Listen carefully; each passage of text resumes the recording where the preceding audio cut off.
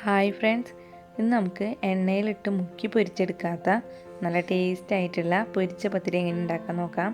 അപ്പം നമുക്ക് നേരെ വീഡിയോയിലേക്ക് പോവാം. അപ്പോൾ ഞാനിവിടെ 1.5 കപ്പ് വെള്ളം തിളപ്പിക്കാനായിട്ട് വെച്ചിട്ടുണ്ട്. വെള്ളം തിളച്ച് വന്നു കഴിഞ്ഞാൽ ഇതിലേക്ക് 1/4 ടീസ്പൂൺ നല്ല ജീരകം ഇട്ട് കൊടുക്കാം.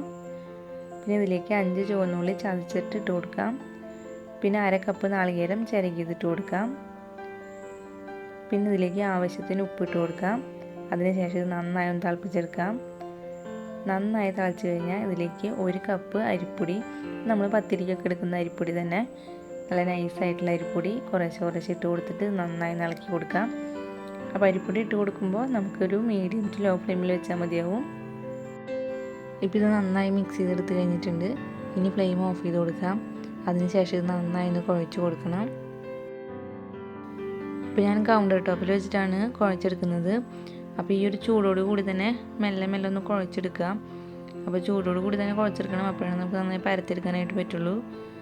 അപ്പോൾ നമുക്ക് കുറച്ച് വെളിച്ചെണ്ണ അതിൻ്റെ മേലേക്കൊന്ന് ഒഴിച്ച് കൊടുത്തിട്ട് കുഴക്കുകയാണെന്നുണ്ടെങ്കിൽ ഒട്ടി പിടിക്കാതെ നന്നായി കുഴച്ചെടുക്കാനായിട്ട് പറ്റും.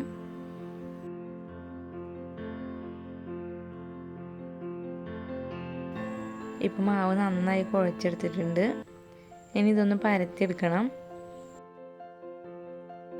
ഇപ്പോൾ ഞാൻ കൗണ്ടർ ടോപ്പിൽ കുറച്ച് വെളിച്ചെണ്ണ ഒഴിച്ച് കൊടുക്കുന്നുണ്ട്.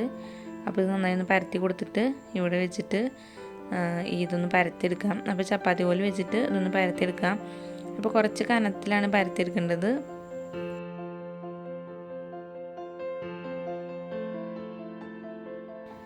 ഇപ്പോൾ പരത്തി കഴിഞ്ഞിട്ടുണ്ട്. ഇനി ഒരു ഗ്ലാസ് കൊണ്ട് റൗണ്ട് ഷേപ്പിൽ കട്ട് ചെയ്തെടുക്കാം.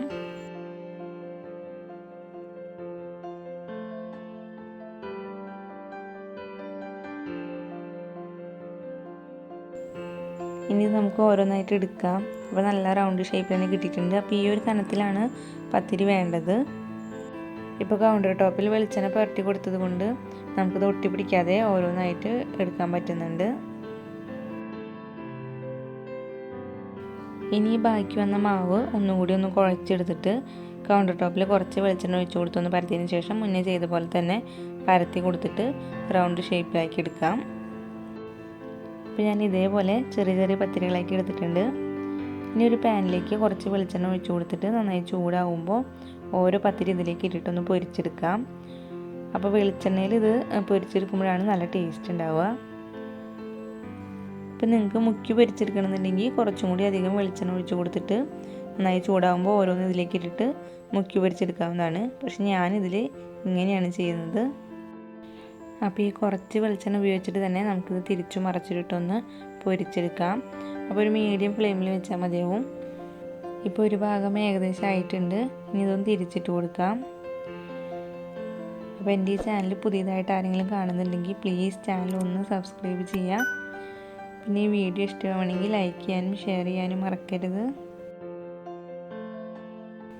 ഇപ്പോൾ എല്ലാം തിരിച്ചിട്ട് കഴിഞ്ഞു. ഇനി അപ്പുറത്തെ ഭാഗം കൂടിയും ഒന്ന് പൊരിച്ചെടുക്കാം.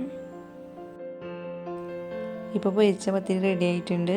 ഇപ്പോൾ കളറെല്ലാം മാറി വന്നിട്ടുണ്ട്. ഉള്ളിലെല്ലാം തന്നെ വെന്ത് വന്നിട്ടുണ്ട്. ഇനി ഇത് നമുക്ക് വെളിച്ചെണ്ണയിൽ നിന്ന് മാറ്റാം. ഇനി ഇതേപോലെ തന്നെ ബാക്കിയുള്ള പത്തിരിയും കൂടി പൊരിച്ചെടുക്കാം. അപ്പോൾ ഇത് ചായയുടെ കൂടെ തന്നെ കഴിക്കാൻ തന്നെ നല്ല ടേസ്റ്റ് ആയിട്ടുള്ളൊരു പത്തിരിയാണ്. അപ്പോൾ നിങ്ങൾ ഇതുപോലെ ഒന്ന് ഉണ്ടാക്കി നോക്കിയിട്ട് നിങ്ങളുടെ അഭിപ്രായങ്ങൾ എന്നെ കമൻസ് ആയിട്ട് അറിയിക്കണം. അപ്പോൾ ഇനി വേറൊരു വീഡിയോ ആയിട്ട് കാണാം. അതുവരേക്കും എല്ലാവർക്കും ബൈ.